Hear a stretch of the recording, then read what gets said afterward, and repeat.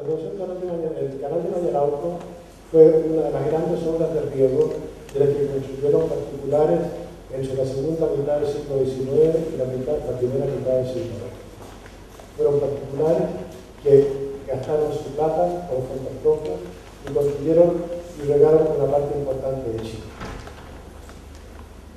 El canal de Mayarauco empieza, lo construyó don Patricio Larraín Gartalilla, dueño del Valle de Mayarauco, y solicitó en el año 1871 una merced de agua por 20 metros cúbicos por segundo en el departamento de La Victoria, hoy día San Bernardo. En el año 1872 se le concedió la merced de agua y empezó la construcción primero de un canal matriz de 10 metros de 10 kilómetros de largo, que terminaba en un túnel de 3.100 metros de longitud, que pasaba por debajo de la cordillera de la costa. La construcción del canal no tuvo grandes problemas, pero sí nos tuvo la construcción del túnel. Se empezó la construcción del túnel y se encontraron con una roca muy dura, para lo cual tuvo que partir don Patricio de Europa y trajo máquinas que habían quedado en desuso por la construcción del túnel de San Gotardo, que consistían en turbinas que funcionaban, que se movían en el río, por el agua del río Mapocho, que producían aire comprimido, que se llevaba por muchos kilómetros, por cañería, para activar las máquinas, las compresoras, las máquinas de refrigeración. El túnel tuvo 1000 problemas, les cito algunos. El año 1879 se paró el túnel porque los 6 hijos de don Patricio, más la gente que trabajaba en el túnel, partió a la guerra del Pacífico. Uno de los hijos de él, don Luis, murió a raíz de las heridas recibidas en la batalla de Miraflores. Terminó la guerra, volvieron, siguió funcionando el túnel. Después se dieron cuenta de otro problema, que se atacó la construcción del túnel por los dos extremos. Se dieron cuenta que no iban a coincidir. Siempre habíamos oído esto y siempre pensábamos que era en el sentido longitudinal, pero nunca se veía un desvío en el túnel a recorrer. Después descubrimos que la diferencia del túnel era por cuotas, iba a pasar un túnel por encima del otro. Estuvo parado casi un año mientras se hizo todo el replanteo nuevamente hasta que se arregló este problema. Posteriormente, en el año 1891, vuelve a estar parado el túnel porque con la revolución vinieron las levas de gente para meterlas al ejército. Finalmente, en el año 1893, se terminó el túnel y entró el agua al Valle de Mayarauco. Actualmente, el sistema es el siguiente. Y antes de eso, se siguió con la construcción de los canales internos en el valle, lo que se terminó aproximadamente en el año 1922. En total, la red de canales de Mayarauco son 198 kilómetros de canales matrices, que son los que maneja la asociación. El sistema actual de funcionamiento es consiste en la boca toma. Esta boca toma se construyó en el año 1951, posteriormente se fue deteriorando y con las averías se quebró y hubo que hacer una reparación completa de ella, y se hizo esto hace 4 años atrás, aprovechar también con el subsidio de la ley de riego. Al mismo tiempo se cambiaron también las compuertas con otro subsidio de la ley de riego y se electrificó su funcionamiento. Esta es la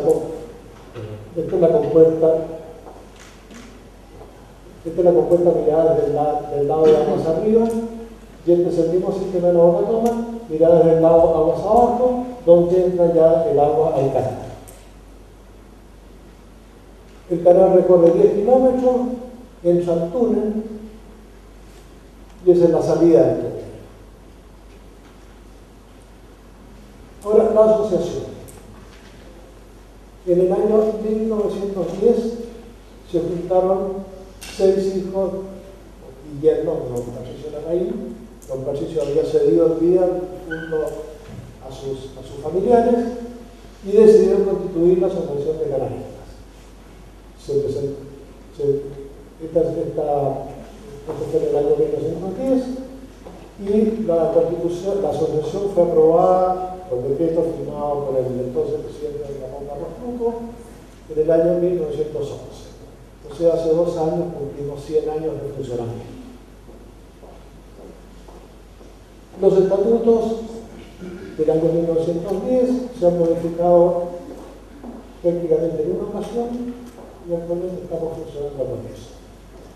Y en la actualidad el canal riega aproximadamente 10.000 hectáreas y de los 6 accionistas primitivos, este se convirtió en 600 accionistas actualmente.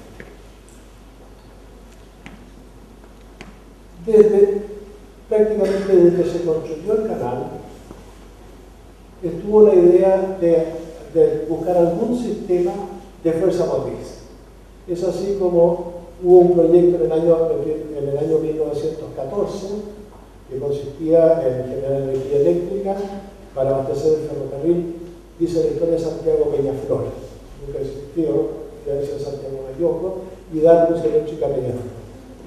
Después hubo varios otros 7 o 8 proyectos, hasta el año 1950 tanto, pero siempre tomaban al principio no había una red eléctrica en el país, o sea, era muy caro tener donde entregar la electricidad que se producía.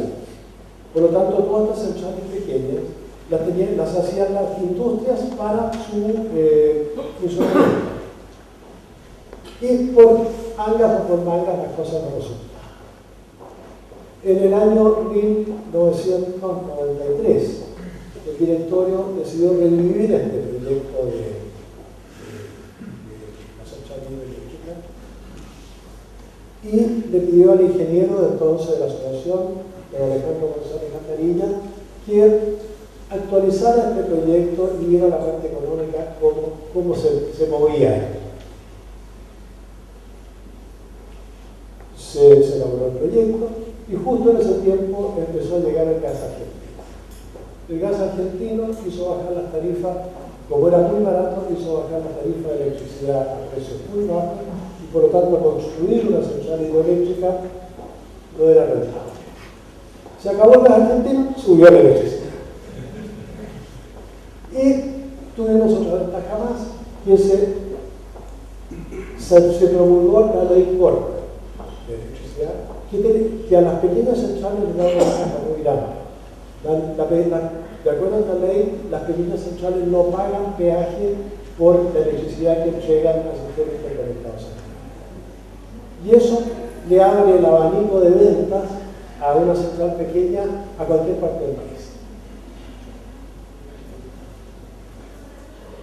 Y en este caso se volvió a revivir, como decía la película central, y consiste en lo siguiente. Este es el marco de las naves, que es el marco de la salida del túnel. El marco divide el caudal que viene del río en 3 ramas. Uno es el ramal norte, que como dice su nombre, riega la ladera norte del valle. El otro es el canal sur, que riega la ladera sur del valle. Y un tercer ramal central, que se despeñaba por una quebrada hasta el estero, la higuera del auto, y que da nacimiento a los 4 canales que riegan la parte baja del valle. ¿En qué consiste el proyecto del hidroeléctrico? En las aguas del ramal central,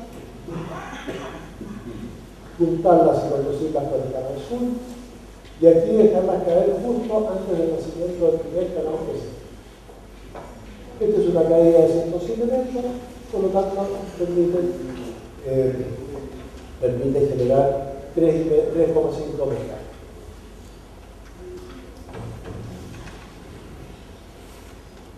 Entonces, como decía, este era el antiguo ramal, este es el camino del valle, consistió en mandar las aguas por el canal sur. Aquí hay un marco batidor que en que sigue el Canal Sur con sus derechos para el río más abajo, y aquí se deja caer el resto para generar este punto. Aquí nace el primer canal bajo, que es este de aquí, y el resto de las aguas viene por un cauce artificial a caer al estero de Higuera y que sigue para abajo donde nacen las otras tres calles. Este es el marco partidor de las naves que llamamos, el túnel está aquí, la salida del túnel. Ese es el canal norte, el ramal sur, y el ramal central, que antes se despeñaba hacia allá, ahora por un sistema de compuertas se junta con el canal sur y sigue cortando para caer.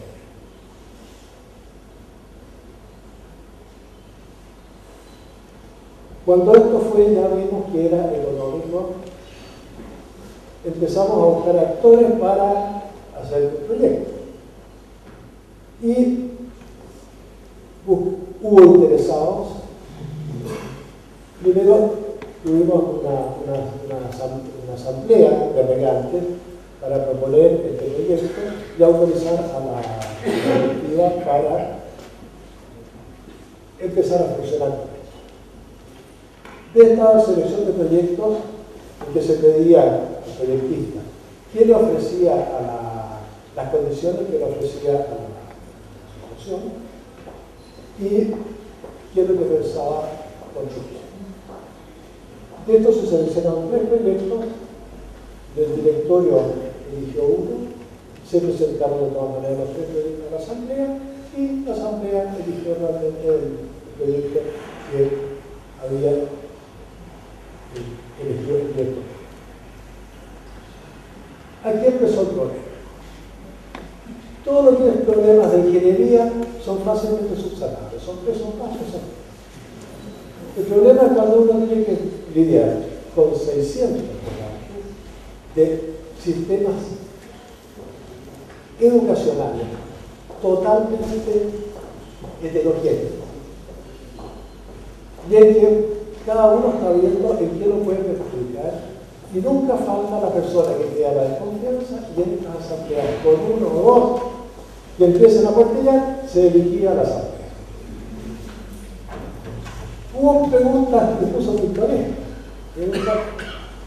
Primero de la desconfianza, oye, el directorio, la asociación, va a tirar las aguas a la central y nosotros nos vamos a quedar en seco. Después, preguntas como esta. Señor, ¿cómo me va a afectar los cultivos el hecho de que le quiten la energía al agua? Bueno, y cuando usted tiene 300 personas, 400 personas al frente, vamos viendo. Y pica uno, y pican 2, y pica la mitad de la asamblea, y se acabó la asamblea. Pasamos 3 años en esto. Hubo 3 o 4 asambleas hasta que por fin se logró que aprobaran, se logró una comisión asesora del directorio, que ya se aprobara para poder entrar a negociar el contrato. Se nombró una comisión de 3 personas que guían de los mismos regantes como asesora del directorio y entramos ya al área chica a negociar el contrato. El contrato se hizo, por eso, como asesoró, y el contrato en la parte derecha lo vio don Simón Figueroa, que ya todos conocen, y consistió en lo siguiente. En primer lugar, el contrato no fue por un arriendo del agua, sino que se hizo por un uso remunerado del agua. ¿Por qué se usó ese término en el arriendo? Porque en el arriendo uno entrega el bien para que lo administre otro. Y en esto nosotros seguíamos teniendo la administración. Y por lo tanto, el riego sigue siendo lo primordial y lo secundario en la parte de generación. En segundo lugar, el beneficio que recibe la asociación es un porcentaje de la facturación mensual. Ese porcentaje, de acuerdo a la situación, exigimos que la empresa que es constructora tenía que constituir una sociedad de uso de giro único, que era la explotación de esta y derecho. Y por lo tanto, todo lo que factura esta sociedad, nosotros tenemos un porcentaje, sea por venta de electricidad, sea por venta de bonos de carbono o cualquier otro ingreso que pueda tener. Y lo más importante, este contrato tiene una duración de 50 años. Esto se firmó en el año 2010. Pasados los 50 años, o sea, el año 2060, la central, sus terrenos, instalaciones, servidumbres, etcétera, etcétera, pasan sin costo a propiedad de la asociación. Así que estaremos dejando una herencia a nuestros sucesores. Bueno,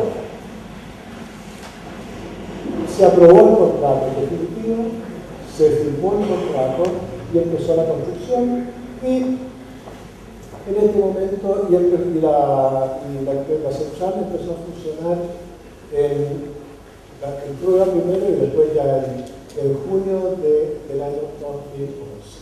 O sea, coincidió con el centenario de la asociación. El funcionamiento de la central realmente ha sido un agrado. La sociedad, la propietaria, no hemos tenido ningún problema, todo lo contrario, que se relaciones muy buenas, y yo creo que los dos estamos beneficiados. A ellos no les conviene pelear con nosotros y a nosotros no nos conviene pelear con ellos. Así que hemos tenido una muy buena relación, problemas que se han producido, se han conversado, se han arreglado, y yo creo que es un buen sistema que se usó. Estos son algunos fotos graficantes del canal de control. Tengo que pensar que una central de 3,6 megas, o sea, pequeñita, esa es la turbina. Y viene la parte más importante, y yo creo que lo ustedes después de pensar, son los beneficios que nos entregan. En primer lugar, lo que nosotros estamos actualmente, lo que la asociación está recibiendo por el concepto de la central, es más o menos del orden del 50% del costo total de la asociación.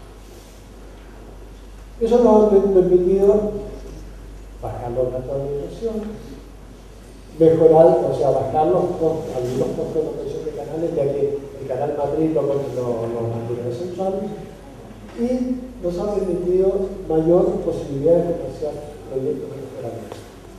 Tenemos que pensar que con los terremotos del año 2010 nosotros tenemos casi 90 kilómetros de canales que van muy alto en el cerro.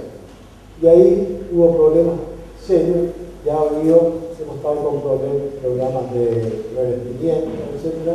Y con una cantidad importante de kilómetros a más. 3 minutos, por favor.